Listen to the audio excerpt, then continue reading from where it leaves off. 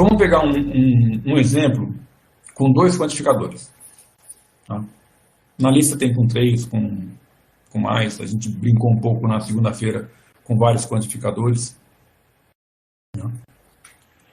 Eu vou pegar a seguinte proposição aberta. O universo dos números inteiros também, para ficar tranquilo. Tá? A soma de 2 números dá 0. Essa proposição é verdadeira ou falsa? Não sei. Depende de que números são esses.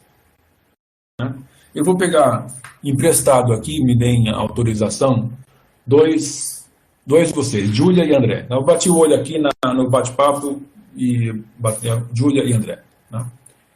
Júlia, me permita chamar de Júlia e não Júlia. Tá? Vou usá-los para a gente pensar isso do ponto de vista lógico e pensar também, fazer ao mesmo tempo uma tradução numa linguagem mais familiar. Né? Então, a X é o número que a Júlia está pensando e Y é o número que o André está pensando. Eu peço para cada um deles escolher um número. A Júlia pensa no número X, o André no número Y. E eu afirmo que a soma dos números que eles pensaram é 0. Ninguém saberia dizer, nem eu, nem vocês, nem a Júlia e nem o André, se eles não conversarem no bate-papo privado, se essa afirmação é verdadeira ou falsa. Né? Que é uma afirmação aberta, depende do número que a Júlia pensou, depende do número que o André pensou. Né? Mas eu vou quantificar. Né? Eu vou começar... Eu preciso de 2 quantificadores, né? Porque X é variável e Y é variável.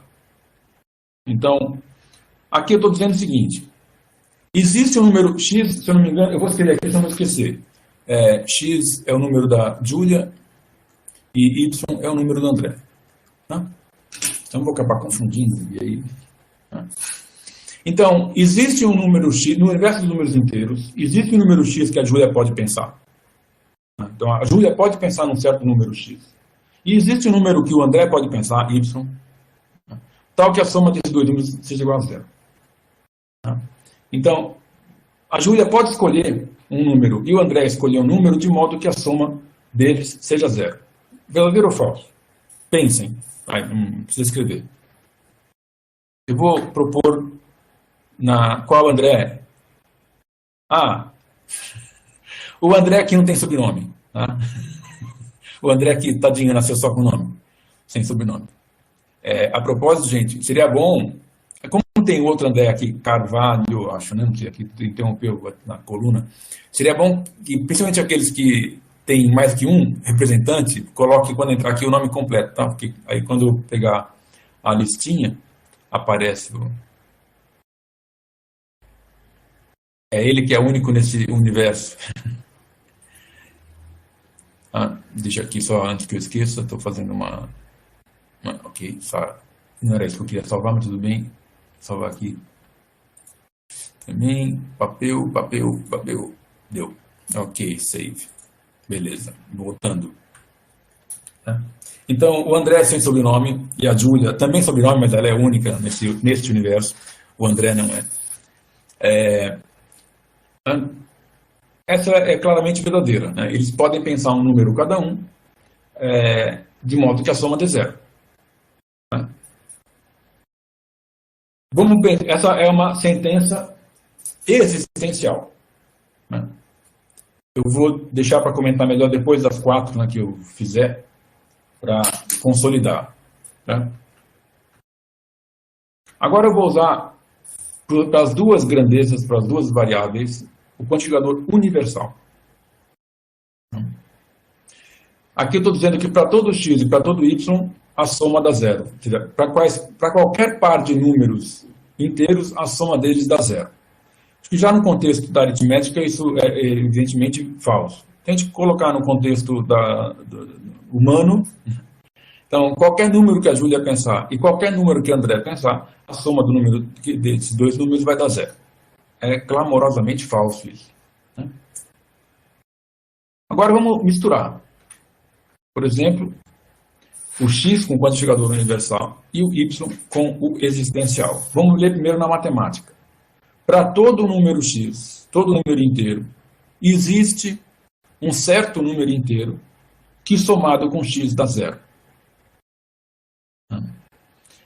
Pensem, digam para si mesmos, primeiro, se a sentença é verdadeira ou falsa no contexto da matemática. Para todo número inteiro, existe um número inteiro. Para todo número inteiro x, existe um número inteiro y, que somado com x dá zero. Agora pensem no contexto humano, digamos assim. Qualquer número que a Júlia pensar, o André pode pensar num número que somado com o da Júlia dê zero. Aqui é importante destacar que tem uma ordem aqui. Nas anteriores também tem, mas como é o mesmo codificador, fica quase imperceptível, e quase desnecessário. Mas aqui a sentença tem uma ordem. Primeiro trabalha-se da esquerda para a direita, primeiro trabalha-se com x. Então, primeira coisa, nessa daqui, eu estou falando da terceira, escolhe-se x. Conhecendo esse número, eu vou escolher y. Eu vou ver se existe um y que satisfaz essa propriedade para este x. Então, falando agora de Júlia e André, se a Júlia escolheu 5, a pergunta é, o André pode pensar um número que somado com 5, não com x, com 5. Então, o André já usa essa informação, que a Júlia escolheu o número 5. Ele pode pensar num número que somado com 5 dá zero? Sim, menos 5. Ele pode pensar no menos 5 e vai dar zero. Na verdade, o único número que ele pode pensar é esse. Não tem outro exemplo para isso, para essa proposição. Então, essa aqui também é verdadeira. Última, agora, é o x com existencial e o y com universal. De novo, a gente primeiro considera x, depois y, da esquerda para a direita. Vou ler primeiro na matemática. Existe um número x que, somado com qualquer outro y, dá zero. Existe um número x que, para todo y, se eu somar y com este número x, é zero. Digam a si mesmos se isso é verdadeiro ou falso. 5, 4, 3, 2, 1. Agora, de novo, Júlia e André. Existe um número que a Júlia pode pensar. E, de modo que, tomando como referência este número específico que a Júlia pensou, qualquer número que o André pensar, somado com esse número, vai dar zero. Falso. Correto? Tipo, se a Júlia pensou de novo não. Se ela pensou no 5, será que qualquer número que o André pensar somado com 5 vai dar zero? Evidentemente que não. Senão 5 não é uma boa escolha. De repente tem outra. Será que tem alguma escolha? Não, não tem. Na verdade, é falsa a negação. Qualquer número que a Júlia pensar, o André consegue achar algum que torne a soma diferente de zero. Reparem que essa é a negação disso. Existe x para todo x. Existe x que isso aqui é verdadeiro, para todo x isso aqui é falso. Já é falso que todo y satisfaz isso, então é verdadeiro que existe um y que não satisfaz isso.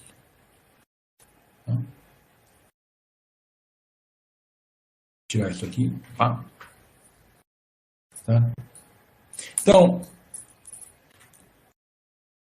não é um mistério, principalmente se a gente agora eu vou fazer um comentário que eu falei que ia fazer, que eu falei antes que ia fazer depois de apresentar as 4, porque é o seguinte, primeiro, eu tenho uma proposição aberta, cujo valor de verdade depende das variáveis que eu pego. Aí, se eu quantificar uma delas, ou seja, se eu olhar só para esse pedaço dessas proposições, antes de quantificar x. Então, existe um número que o André pode pensar, que somado com x dê zero. Bom, isso ainda depende, formalmente falando, de x. Aqui eu estou pegando a terceira, né? A primeira e a terceira são assim. A primeira e a terceira são assim. Né? A segunda e a quarta estão quantificadas. Isso é um y com cara de x, né? São duas proposições para as quais y não é mais uma variável livre. Né? Aqui eu estou dizendo que o André pode pensar num número que somado com x dá zero. Aqui eu estou dizendo que qualquer número que o André pensar somado com x dá zero. Tá? Então, em relação ao André, ou seja, a variável y, não depende mais disso. Está quantificado. Né? Essa é uma proposição do tipo Q de x. Vou usar outra letra, não P, né, porque P já estava sendo usado. Tem uma variável livre. Tá? E aí eu posso quantificar com para todo ou com existe. Então, por exemplo, a segunda, essa aqui, a terceira, eu quantifiquei assim. Aqui, a segunda, eu quantifiquei também assim, se eu pegar o universal. Essa aqui é a terceira dessas daqui, essa aqui é a segunda. Se eu fizer com o existencial, aqui é a primeira que eu usei, essa aqui é a última que eu analisei. E aí cada uma tem um valor verdade específico. Né? Eu fiz existe x, ou eu fiz para todo x. Né? Então, quando você tem, deixa eu pegar emprestada essa aqui, por exemplo. Tá? Só para... Não deu certo. Não deu certo por causa das camadas, então vou pegar a última que ela está aqui. Né?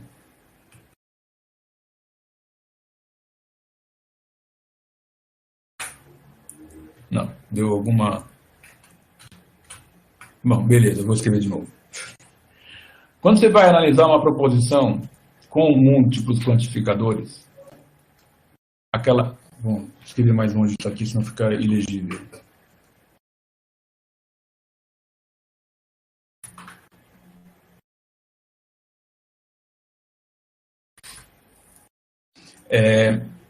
Aqui a proposição é relativamente simples, envolve aritmética simples, não é tão difícil de traduzir e de você analisar.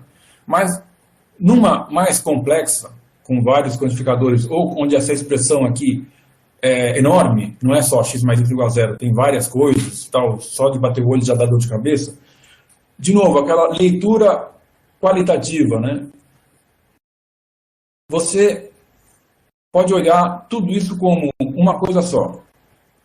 É uma proposição aberta ainda, que tem uma variável livre x. Então, isso aqui, num certo sentido, é para todo número que a Júlia pensar, acontece alguma coisa. Não interessa o quê. Numa primeira leitura, eu não olho para isso, para o detalhe, né, dessa condição. Eu só penso, para todo x, acontece uma certa coisa. Para todo x vale a propriedade Q de x. Para todo número que a Júlia pensar, acontece uma certa coisa. Né? Bom, primeiro eu identifico então que se trata de uma proposição universal. Tá? Essa aqui é existe x tal que acontece alguma coisa, então é particular. Essa é para todo x acontece alguma coisa, então é universal. Essa é para todo x acontece uma certa coisa, é universal. Essa aqui existe x para o qual acontece uma certa coisa, é particular. Né? Quem determina a natureza da proposição como um todo é o primeiro cara mesmo. Tá? Não interessa se o que segue aqui é existe para tudo. Tá? Ou se de repente nem tem quantificador, pode ser que só tenha um mesmo. Né? Então, num primeiro olhar, vou deixar só isso aqui à vista, vai. Essa proposição, mesmo que isso aqui for enorme, tem essa estrutura. Num segundo passo, eu posso analisar isso aqui. Aí eu entro em detalhe. Né? Vamos supor, não vou avaliar isso aqui, mas para todo x existe y, tal que para todo z, x mais y mais z igual a zero. Agora, 3 quantificadores.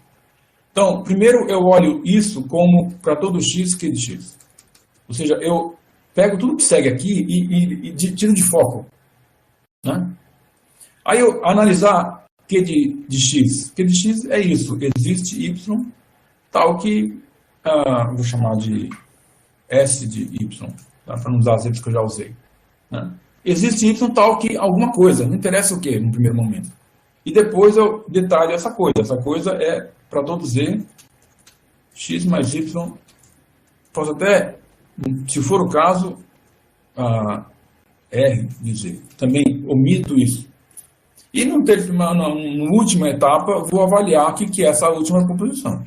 Claro, isso só vale a pena quando as coisas são razoavelmente complexas. Se são muito simples, é meio forçar a barra. Mas é um exercício, você não fica sempre com todas as informações na sua frente. Divide, né? E ter da estrutura, né? Onde que aparece x, em que momento que você pensa sobre ele, y, z e quantos mais aparecerem. Tá certo? Reparem, quando vocês estiverem estudando, fazendo exercício, reparem que tudo remete, no fundo, com um ou mais passos a essas duas, ou eventualmente para as suas negações. Certo?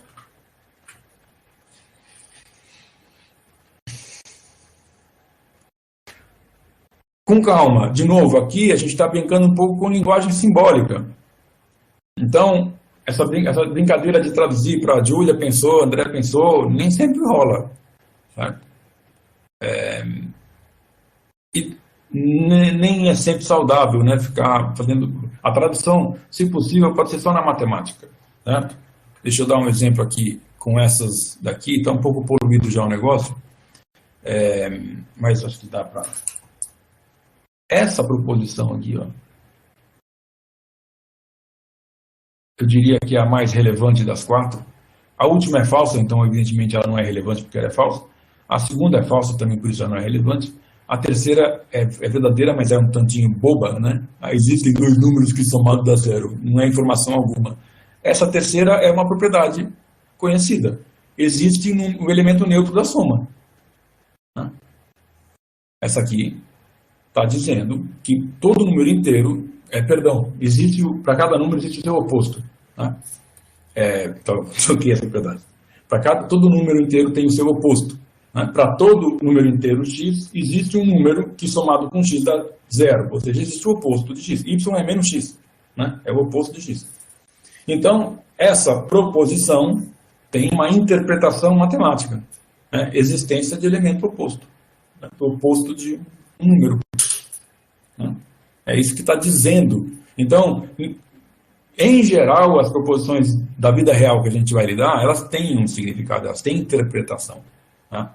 Então, a lógica ajuda a gente a estruturar o argumento corretamente, mas o significado, que também ajuda, quando a gente vai pensar sobre isso, o significado vem da matemática, do contexto específico. Tá certo? Deu para dar uma orientada geral?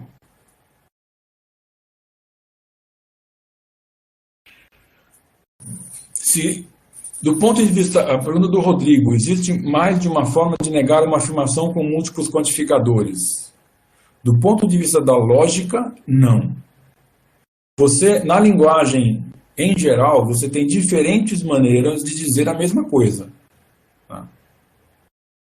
Mas aí é uma questão mais linguística. A estrutura lógica da negação é sempre aquela. A negação de para todo x, p de x, existe x tal que não p de x. Você pode escrever isso de diferentes maneiras.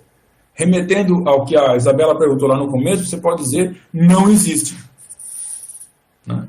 Existe x, se a proposição for existe x com uma certa propriedade. Você pode escrever a negação linguisticamente como não existe x com essa propriedade.